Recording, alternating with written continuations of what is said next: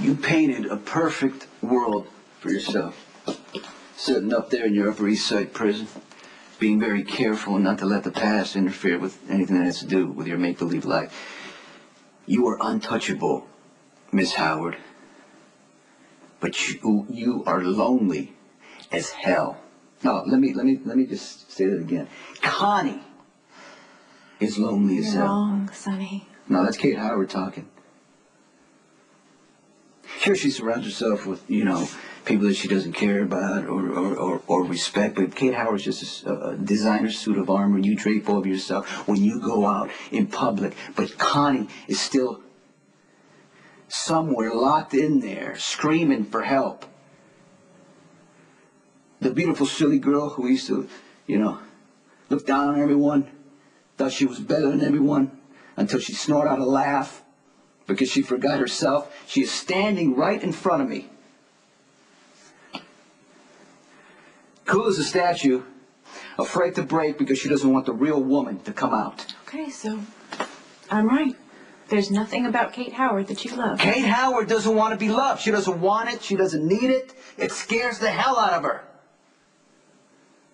Kate Howard doesn't want to be Mrs. Sonny Corinto. She doesn't want to be Mrs. Anybody. That is ridiculous. That is not ridiculous.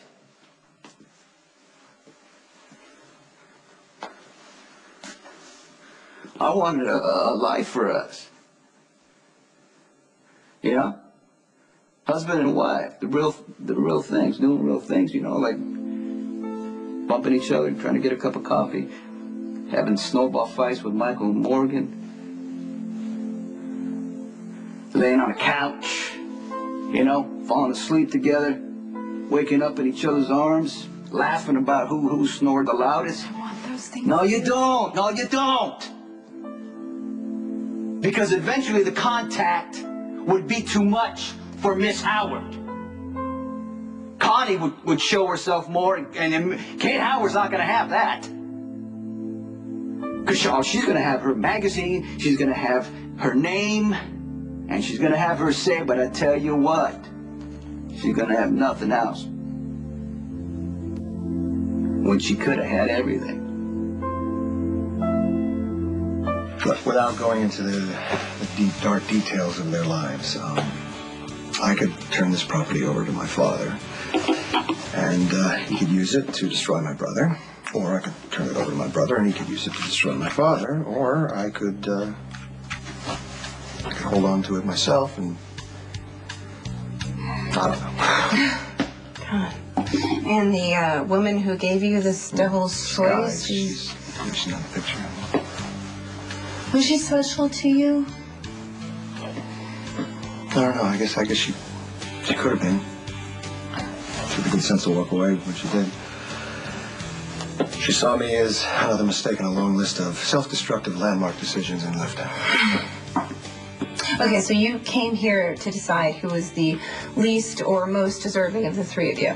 She said, Sky, that this could either be my salvation or my destruction. What do you say? I don't know. I mean, look, I practically told a complete stranger my entire life story, so I think that qualifies you for an opinion. If you were me, what would you do? Whatever you're looking for, it ain't in these papers. It's in your heart. Huh. Some people would say that I'd have to find that first. Why not start there?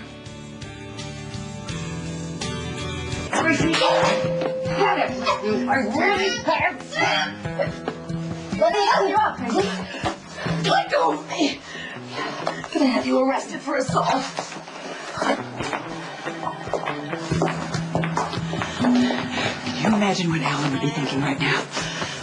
First you forge his will, and then you assault his grieving widow, which I almost became. And I'm going to save another woman from becoming a grieving widow. Oh, you can rip that up into tiny little pieces. It's not going to make a bit of difference. I guess nursing has become a spectator sport around here. We have some of the best research facilities this side of Mississippi. Nice to see you again, Dr. Devlin. So you met Nurse Muir. She gave me a tour of the OR. Yes, Slade was very proficient, eager to learn. Oh, she is a nurse. You finally decide what you want to do when you grow up? Last time I heard, you were heading for the flesh pots of Hollywood, going into plastics. As much as your salacious imagination would have me in a sea of needy breasts, I found myself doing more than my share of reconstructive surgery for cancer survivors. I decided rather than do damage control, I'd start on the other end. I'm an oncologist. Wow. It's a dramatic change. Maybe I'm not as shallow as you remember. Yeah. Why don't you show me the lab? It's this way. So what kind of cases pique your interest? The hopeless ones. It's kind of ironic, isn't it? A guy who strangles people winds up hanging himself. Do you have any doubts about this? The trademarks match the photos of the ones on the perimeter of the crime scene, as well as the ones walking away from it. No doubts now. Thank you. He was innocent. I'm sorry, Maxie. Look, who felt he had nowhere to go? We were going away. It's a good thing you didn't. You could have ended up a hostage or worse. Sweetheart, Max. I want to see him, please, Dad. No, absolutely not. No.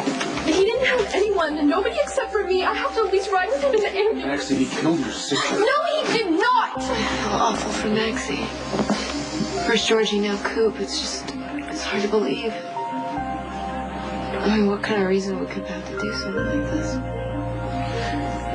Well, we're not going to know what was going through his head now.